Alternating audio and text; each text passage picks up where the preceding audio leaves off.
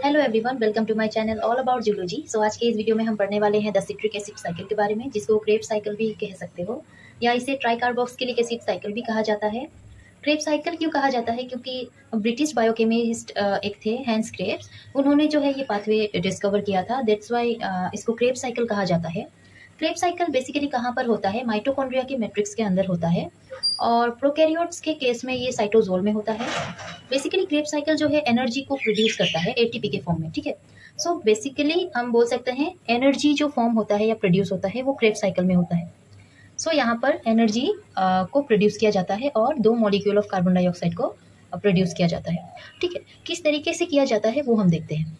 सो यहाँ पर देखिए, मैंने स्टेप वाइज यहाँ पर समझाने की कोशिश की है।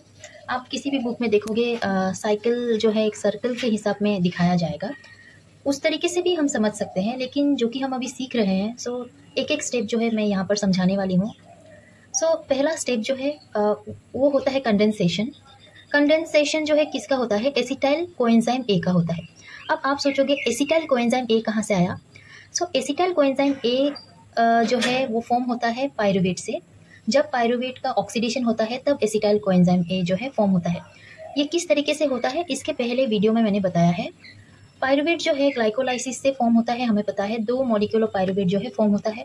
उसका जब ऑक्सीडेशन होता है माइटोकॉन्ड्रिया के मैट्रिक्स के अंदर, तो वहाँ पर एक कोएंजाइम ए जो है ऐड हो जाता है। पायरुवेट डिहाइड्रोजिनेज एंजाइम उसमें हेल्प करता है। सो कोएंजाइम ए जो है वो पायरुवेट का जो है स्ट्रक्चर जो है इसमें ऐड हो जाता है, जिससे एसिटाइल कोएंजाइम ए फॉर्म होता है। तो इस बारे में मैंने उस वीडियो में बताया है। सो यहाँ पर जो है एसिटाइल कोएंजाइम ए जो है वो हेल्प करता है क्रेब साइकिल में, ठीक है। सो यहाँ पर हम देखते हैं माइटोकॉन्ड्रिया के मैट्रिक्स के अंदर एसिटाइल कोएंजाइम ए है। अब वो क्या करेगा? वाटर और ऑक्जेलो एसीटेट के साथ मिलके साइट्रेट सिंथेज के हेल्प से साइट्रेट फॉर्म करेगा। मैं फिर से बताती हूँ, एसिटाइल कोएंजाइम ए जो है वो माइटोकॉन्ड्रिया के मैट्रिक्स के अंदर है, ठीक है। वहाँ पर ये दोनों भी प्रेजेंट है, वाटर और ऑक्जेलो एसीटेट। अब वाटर और ऑक्जेलो एसीटेट क्या होगा? एसिटाइल कोएंजाइम ए के साथ अटैच हो जाएगा और उसमें हेल्प करता है, मतलब ये कन्वर्ट कौन करता है? साइट्रेट सिंथेज एंजाइम, जो माइटोकॉन्ड्रिया के मैट्रिक्स के अंदर ही प्रेजेंट है। ये क्या करेगा? साइट्रेट सिंथेज इस एसिटाइल कोएंजाइम ए, जो कोएंजाइम ए का जो है वो उसको बाहर निकालेगा, साइट्रेट सिंथेज, और इस ग्रुप को, एसिटाइल ग्रुप को ऑक्जेलो एसीटेट के साथ अटैच कर देगा, जिससे साइट्रेट और या आप सिट्रेट बोल सकते हो, सिट्रेट फॉर्म होता है। फिर से बताती हूँ, सिट्रेट सिंथेज जो है वो एसिटाइल कोएंजाइम का जो पार्ट है इसको बाहर निकालेगा, कोएंजाइम को बाहर निकालेगा, जिससे एसिटाइल कोएंजाइम ए का जो एसिटाइल ग्रुप है वो ऑक्जेलो एसीटेट के साथ अटैच होकर सिट्रेट फॉर्म करता है। ये रहा स्ट्रक्चर, आप इससे भी समझ सकते हो।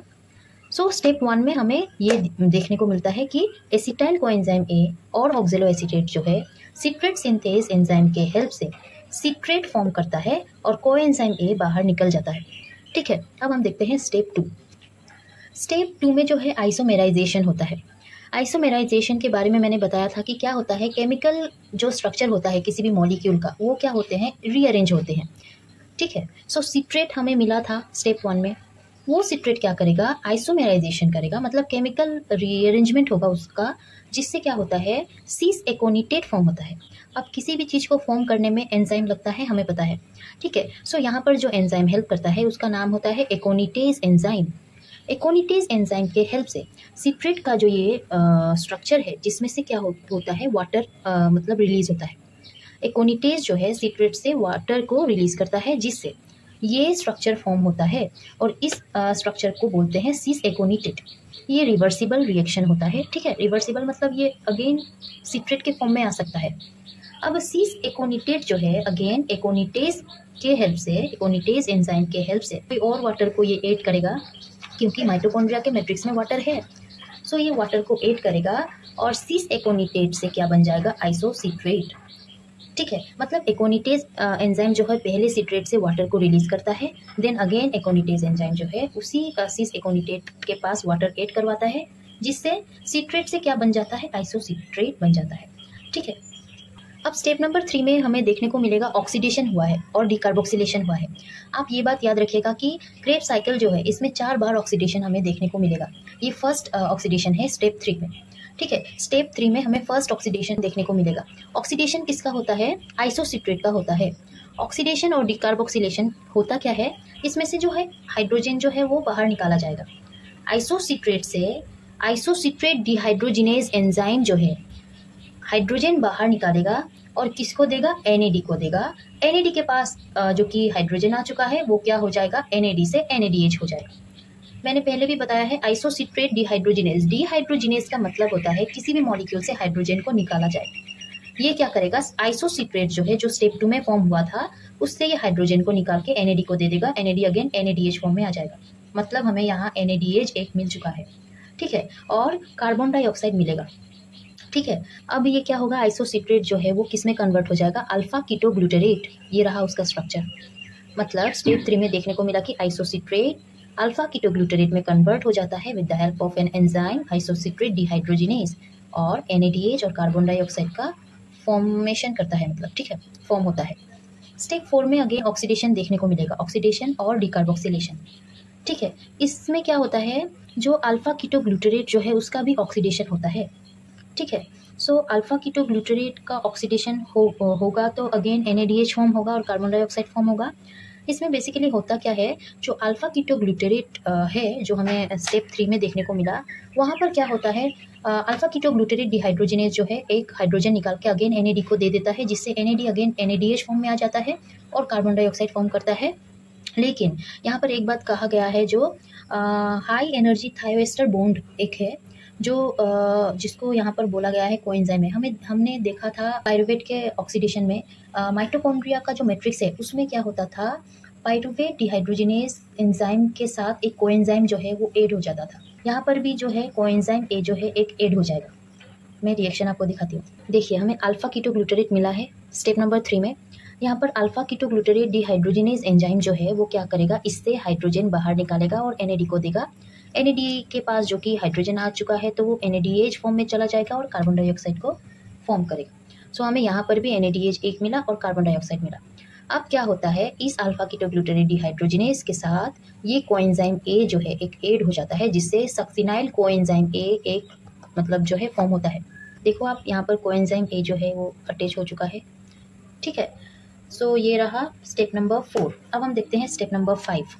स्टेप नंबर 5 में होता है क्लीवेज। क्लीवेज मतलब मॉलिक्यूल टूटेगा, कोएंजाइम ए जो है हट जाएगा, उसके पास से जो भी सक्सिनाइल कोएंजाइम ए जो फॉर्म हुआ है उससे क्या होगा कि कोएंजाइम ए जो है वो क्लीव्ड हो जाएगा, वो हट जाएगा या टूट जाएगा आप बोल सकते हो। और जो इनऑर्गेनिक फॉस्फेट है उससे क्या फॉर्म होगा, ATP फॉर्म होगा या GTP फॉर्म होगा। देखो यहाँ पर सक्सिनाइल कोएंजाइम ए जो है फॉर्म हुआ था स्टेप नंबर 4 में। कोएंजाइम ए अटैच्ड है, आपको आप देख सकते हो। यहाँ पर सक्सिनाइल कोएंजाइम ए सिंथेटेज जो है वो हेल्प करता है। वो क्या करेगा, कोएंजाइम ए को क्लीव करेगा, निकाल देगा। अब ये निकाल दिया गया है, सो ये सक्सिनेट के फॉर्म में आ जाएगा। लेकिन यहाँ पर एक इनऑर्गेनिक फॉस्फेट जो है वो हेल्प करता है ATP या GTP का फॉर्म करने में। मतलब ये ओनली ऐसा स्टेप होता है जहाँ पर डायरेक्ट सिंथेसिस होता है ATP या GTP का, ठीक है। और ये होता है सबस्ट्रेट लेवल फॉस्फोराइलेशन के द्वारा। ओके, सो ये स्टेप आप याद रखना। इसमें ही क्या होता है, डायरेक्ट सिंथेसिस होता है ATP या GTP का। स्टेप नंबर 6, इसमें क्या होता है, ऑक्सीडेशन होता है अगेन। ये 3rd नंबर ऑक्सीडेशन है, मैंने कहा था 4 बार ऑक्सीडेशन होता है, सो ये 3rd नंबर ऑक्सीडेशन है स्टेप नंबर 6 में, ठीक है। ये ऑक्सीडेशन किससे होता है, FAD से होता है। ऑक्सीडेशन है तो क्या करेगा, हाइड्रोजन फिर से रिमूव करेगा और डिहाइड्रोजिनेज एंजाइम हेल्प करता है। सो सक्सिनेट में हो रहा है, सो सक्सिनेट डिहाइड्रोजिनेज एंजाइम हेल्प करेगा। सक्सिनेट डिहाइड्रोजिनेज जो है सक्सिनेट से हाइड्रोजन निकाल के अगेन NAD को देगा, NAD अगेन NADH फॉर्म करेगा और कार्बन डाइऑक्साइड फॉर्म करेगा। लेकिन इस केस में ऐसा होता नहीं है, क्योंकि ऑक्सीडेशन जो है FAD के द्वारा हुआ है। मतलब डिहाइड्रोजिनेज एंजाइम जो है वो हाइड्रोजन तो निकालेगा सक्सिनेट से, लेकिन किसको देगा, FAD को देगा। अब FAD को देगा तो FADH2 में कन्वर्ट हो जाएगा और फाइनल प्रोडक्ट जो है वो फॉर्म करेगा फ्यूमेरेट। सो देखिए यहाँ पर सक्सिनेट है, सक्सिनेट डिहाइड्रोजिनेज के हेल्प से यहाँ पर एक हाइड्रोजन निकाल दिया गया है, FAD को दे दिया गया है, FAD अगेन FADH2 में आ चुका है, मतलब हमें एक FADH2 भी मिल रहा है। उसके बाद ये फॉर्म क्या करता है, फ्यूमेरेट फॉर्म करता है, ठीक है। अब स्टेप नंबर 7 देखते हैं। यहाँ पर हाइड्रेशन होता है। हाइड्रेशन मतलब वाटर जो है वो ऐड होता है।